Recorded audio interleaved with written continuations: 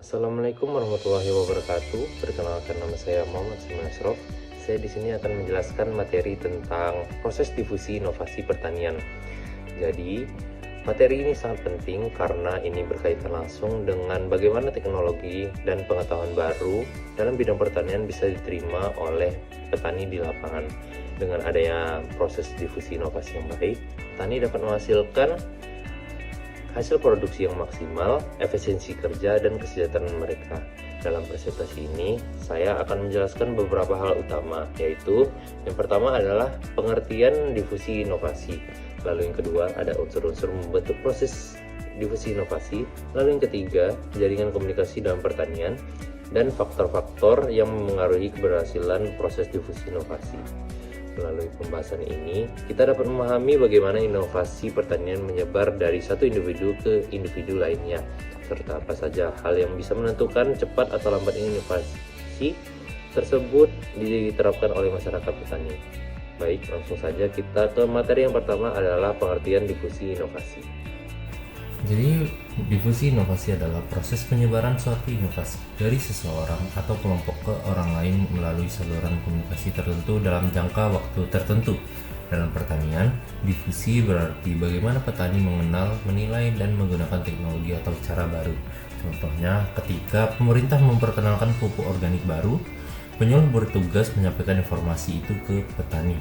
Jika petani merasa cocok dan menguntungkan, maka inovasi itu akan menyebar luas. Lalu kita di sini akan masuk ke unsur-unsur proses difusi inovasi.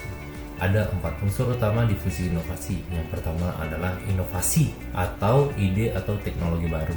Yang kedua atau waktu lamanya inovasi diadopsi masyarakat. Yang ketiga ada saluran komunikasi, yaitu media atau penyebaran informasinya bisa melalui media digital atau secara langsung. Lalu yang terakhir ada sistem sosial, yaitu lingkungan sosial tempat inovasi diterapkan. Jadi keempat unsur ini saling berkaitan. Tanpa komunikasi yang baik dan dukungan sosial, inovasi ini sulit diterima oleh petani, walaupun teknologinya bagus untuk petani tersebut. Lalu kita akan masuk ke tahapan proses difusi inovasi. Yang pertama adalah kesadaran. Jadi petani itu tahu akan adanya inovasi baru yang dibawakan oleh penyuluh pertanian. Lalu yang kedua adalah minat. Jadi petani ini mulai mencari tahu lebih dalam tentang inovasi yang telah dibawakan. Lalu yang ketiga ada evaluasi. Jadi petani ini akan menilai apakah inovasi ini cocok diterapkan di lapangan atau tidak. Lalu yang keempat ada percobaan. Jadi petani akan mencoba dalam skala kecil dan bertahap. Yang kelima adalah adopsi. Jadi petani akan menerapkan secara penuh agar mendapatkan hasil yang maksimal. Jadi setiap petani ini melewati tahapan yang berbeda. Penyuluh berperan penting dalam membantu petani agar cepat sampai pada tahap adopsi. Lalu di sini kita akan masuk ke dalam jaringan dalam komunikasi pertanian. Jadi jaringan komunikasi pertanian sama dengan hubungan antar individu atau kelompok dalam berbagi informasi pertanian. Jadi dalam bagian formalnya itu seperti ada penyuluh pertanian, ada dinas pertanian, dan lembaga riset. Kalau di informal ada antar petani, keluarga, dan tokoh desa. Jadi semakin luas jaringan komunikasi akan semakin cepat inovasi ini akan tersebar. Informasi yang datang dari sesama petani biasanya lebih cepat dipercaya karena berdasarkan pengalaman langsung yang terjadi di lapangan. Lalu kita akan masuk ke faktor yang mempengaruhi difusi inovasi. Yang pertama adalah karakteristik inovasi. Jadi karakter dari inovasi ini apakah dia memberikan kemudahan kepada petani dan juga bisa memberikan keuntungan ataupun kesesuaian yang lain. Lalu di sini ada peran penyuluh. Jadi kemampuan penyuluh ini untuk menjelaskan inovasi yang baru tersebut. Lalu ada ciri penerima, bisa berdasarkan pendidikan, umur, dan pengalaman. Lalu kita ke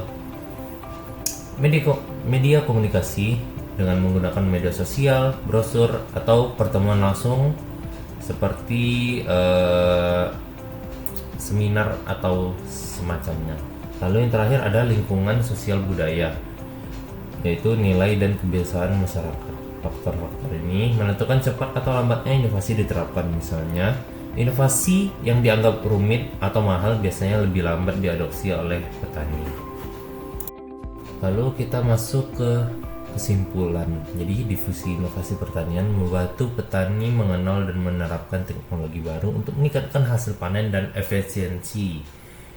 Keberhasilan proses difusi bergantung pada kualitas inovasi, peran komunikasi, dan dukungan sistem sosial. Jika inovasi ini didukung oleh penyuluhan yang aktif dan komunikasi yang baik antar petani, maka perubahan positif di sektor pertanian akan lebih cepat tercapai. Mungkin itu saja yang bisa saya sampaikan. Apabila ada salah kata, mohon dimaafkan. Assalamualaikum warahmatullahi wabarakatuh.